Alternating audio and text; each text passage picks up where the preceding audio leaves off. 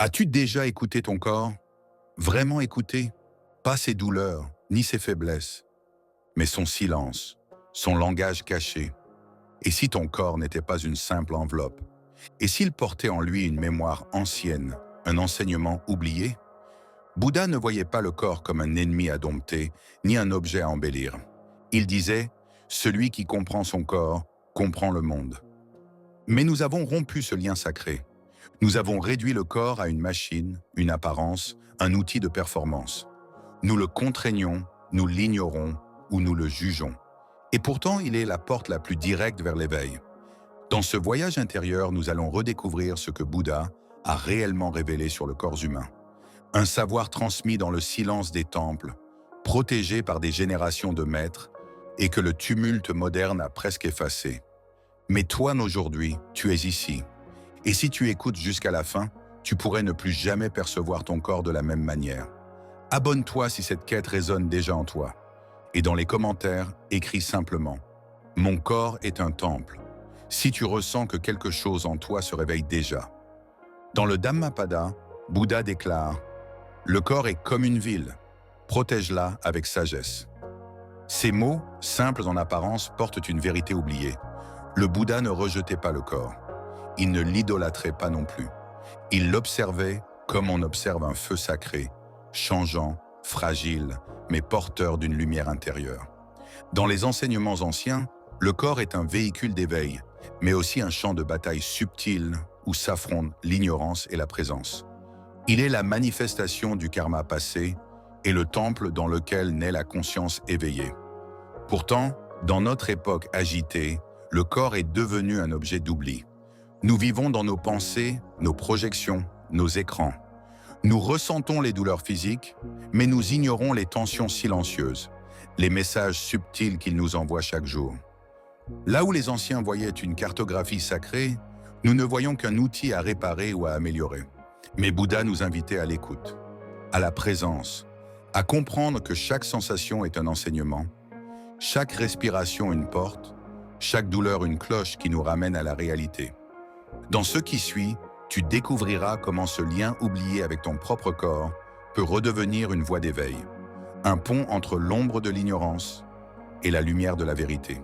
Écoute bien, le Bouddha ne parlait jamais du corps à la légère. Pour lui, ce n'était ni une prison, ni un simple habit. C'était un lieu de vérité. Il enseignait que la souffrance commence quand on s'identifie au corps, mais que la libération commence quand on le comprend.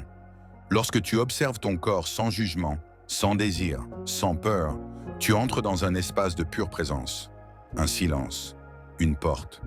C'est là que commence la voie, le corps comme champ d'illusion. Le Bouddha nous l'a montré, le corps est impermanent. Il naît, change, vieillit, décline. Et pourtant, nous agissons comme s'il était éternel.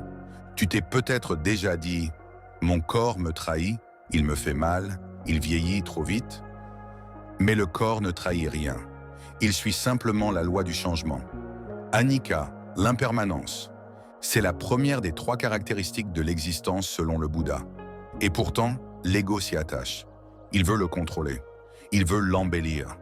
Il oublie que ce corps est fait d'éléments, terre, eau, feu, air, qui ne lui appartiennent même pas. Quand tu prends conscience de cela, tu ne fuis plus le corps. Tu l'habites avec lucidité. Tu acceptes ses limites. Tu accueilles sa sagesse. Le souffle comme miroir. Le Bouddha disait aussi « Là où le souffle va, la conscience suit ». Ce simple va-et-vient de l'air dans tes narines, c'est un pont entre ton esprit et ton corps. Un outil que tu portes depuis ta naissance, mais que tu as oublié. Chaque fois que tu t'arrêtes pour respirer en pleine conscience, tu reviens à ton centre. Et là, quelque chose s'ouvre. C'est souvent en respirant que l'on découvre les zones du corps oubliées, la mâchoire tendue, le ventre figé, les épaules contractées. Ce sont des émotions cristallisées, des mémoires anciennes. Le Bouddha ne cherchait pas à les supprimer. Il les regardait, avec une attention douce, nue, silencieuse. Et c'est cette présence pure qui guérit. Non pas en forçant, mais en laissant être. Le corps comme terrain d'apprentissage. Quand le Bouddha parlait du corps, il l'utilisait comme un support de méditation. Dans la pratique du Satipatthana, ou établissement de l'attention, Le corps est le premier domaine à explorer. Il enseignait à contempler la posture, debout, assis, couché, en marche, le souffle, les mouvements, les parties du corps une par une, la nature organique et passagère du corps. Cette exploration directe développe une qualité rare, la connaissance intime, non conceptuelle du réel. Tu ne sais pas ce qu'est la paix tant que tu ne l'as pas ressentie. Dans ton propre souffle, dans ton ventre détendu, dans ton dos relâché, le corps devient alors un maître silencieux. Il ne parle pas avec des mots, mais avec des sensations, des messages, des signes. Et si tu les ignores, il crie, par la douleur, la fatigue, la tension. Mais si tu écoutes, il s'ouvre, le feu intérieur et l'équilibre. Le Bouddha décrivait aussi le corps comme un système énergétique, pas dans le sens ésotérique moderne, mais dans un langage direct enraciné dans l'expérience. Il parlait des 4 éléments: terre, la solidité; eau, la fluidité; feu, la chaleur, le métabolisme; air, le mouvement. Lorsque ces éléments sont en harmonie, le corps devient un terrain fertile pour l'éveil. Mais lorsque l'un domine ou faiblit, alors surgissent la maladie, la confusion, la souffrance. Prends un moment pour sentir. Es-tu trop dans le feu, toujours agité, impatient, ou trop dans l'eau, flottant, dispersé, instable?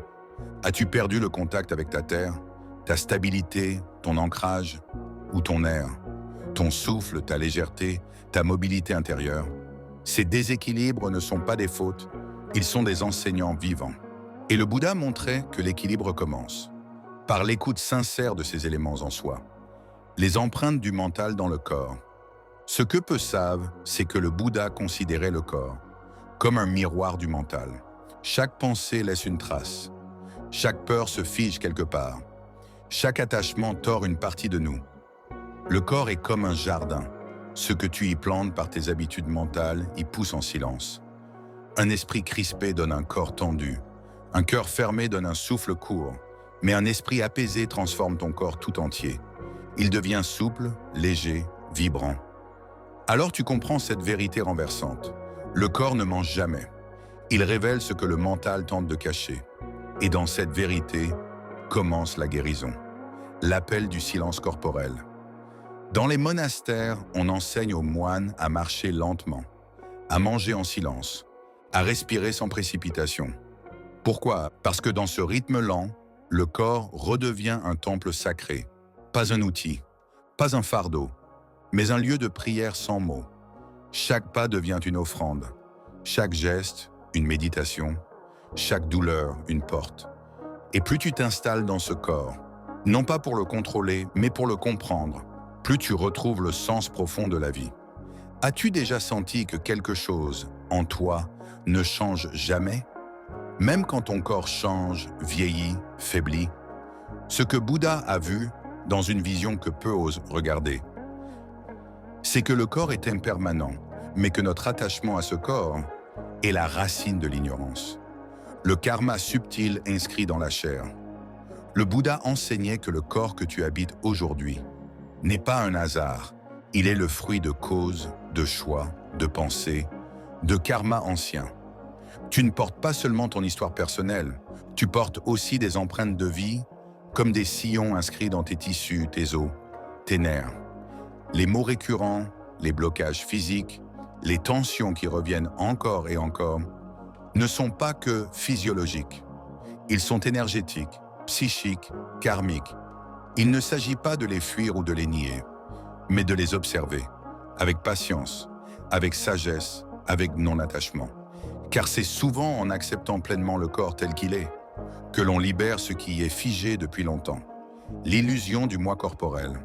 Nous disons souvent « mon corps », mais qui parle en vérité?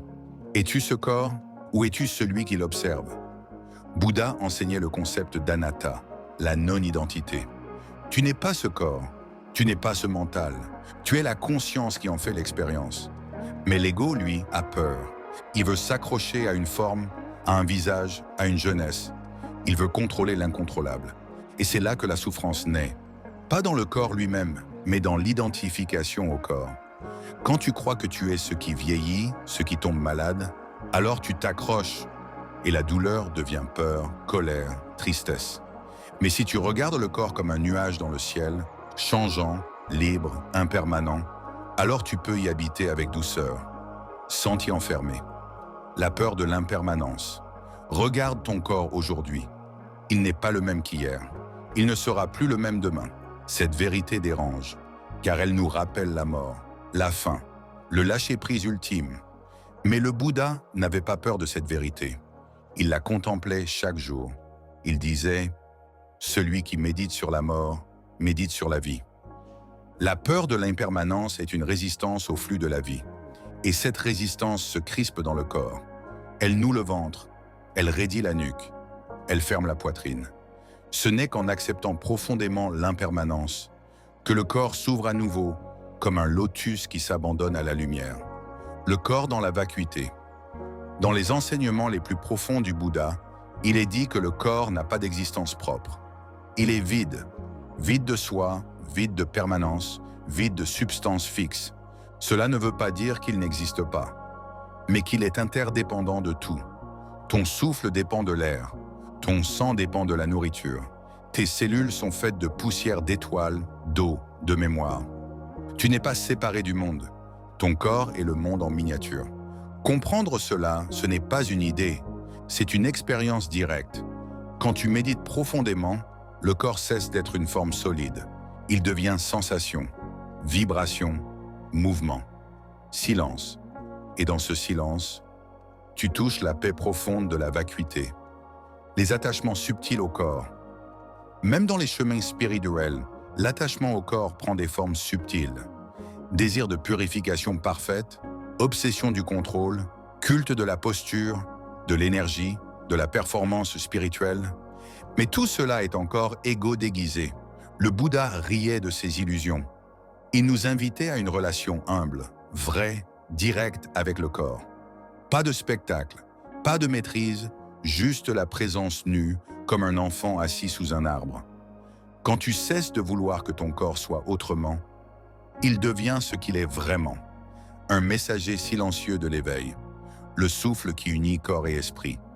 Bouddha disait, « Le souffle est le pont entre le visible et l'invisible. » Dans chaque inspiration consciente, le corps s'aligne, l'esprit se calme, le cœur s'ouvre, le souffle ne juge pas, il ne force pas, il accepte ce qui est et te ramène à l'instant vivant, ici et maintenant. Quand tu reviens au souffle, tu ne fuis plus rien, tu reviens chez toi, et c'est là que tout commence. Tu n'as pas besoin d'aller au sommet d'une montagne, ni de fuir le monde. Le corps, là où tu es déjà le lieu de la pratique. Bouddha ne nous a pas laissé un dogme, mais un art de vivre dans le corps. Voici 5 portes simples, profondes et accessibles. Pour retrouver ce lien sacré avec ton corps, un rituel d'écoute silencieuse du corps. Chaque matin, avant de parler, avant de regarder ton téléphone, assis-toi, ferme les yeux et demande-toi en silence « Que me dit mon corps aujourd'hui ?» Observe sans chercher, sans analyser. Accueille ce qui vient, fatigue, tension, chaleur, froid, émotions subtiles. Respire dans les zones figées, souris aux zones oubliées. Fais cela pendant 7 minutes. C'est un acte d'amour ancien, un geste de reconnexion. Le souffle en 3 vagues. Dans les enseignements bouddhistes, le souffle n'est jamais séparé du corps. Voici une pratique de respiration en 3 vagues. Inspire lentement et profondément jusqu'au ventre. Expire doucement en relâchant les épaules et la nuque. À la fin de l'expiration, fais une pause de silence. Et laisse ton corps t'enseigner. Répète cela pendant 10 cycles. Tu verras que ton esprit ralentit et ton corps commence à parler sans mots. Un mantra du corps éveillé. Un ancien mantra tibétain dit « Om Ah Hum ». Ce son sacré réunit le corps Om, la parole A et l'esprit Hum. Répète-le à voix basse en plaçant ta conscience. Sur ton ventre pour OM, sur ta gorge pour AH, sur ton front pour UM. Laisse ce son réaccorder ton instrument intérieur. Ce n'est pas une prière vers un Dieu extérieur, c'est une vibration d'alignement, de présence. Les plantes qui accompagnent la conscience corporelle. Bouddha vivait dans la nature. Il parlait peu, mais il observait les arbres, les feuilles, les remèdes du sol. Certaines plantes peuvent te soutenir la reconnexion au corps. Voici 3 exemples doux et puissants. Tulsi, basilic sacré, équilibre le système nerveux, calme le cœur. Ashwagandha, relâche le corps en profondeur, diminue les tensions de l'anxiété. Fleur de camomille, ouvre la digestion émotionnelle, apaise le ventre, nettoie les pensées, prépare une infusion. Bois-la en silence, avec gratitude, et ressens la plante comme une présence vivante qui rejoint la tienne. La marche méditative consciente, la posture la plus oubliée est celle du mouvement. Bouddha pratiquait la marche lente entre chaque méditation assise. Voici comment. Marche très lentement, en conscience. À chaque pas, ressens le contact du pied avec la terre. À l'inspire, dis en silence, « Je suis là ». À l'expire, « Je rentre chez moi ». Ton corps devient un instrument sacré de présence. Ta marche, une prière. Ton souffle, un tambour silencieux. Même 3 minutes suffisent pour te rappeler que tu vis dans ce corps, maintenant. Surmonter les résistances du mental. Le mental te dira souvent « Je n'ai pas le temps ». Ce n'est pas important. Ce n'est pas efficace. Mais ce sont des voies de l'habitude, des protections anciennes. Ne les combats pas, écoute-les et choisis quand même la voie de la présence. Offre-toi des rendez-vous quotidiens avec ton corps, comme on offre de l'eau à une fleur. Tu verras, le silence reviendra, l'intuition reviendra, la paix reviendra. Tu es resté jusqu'ici.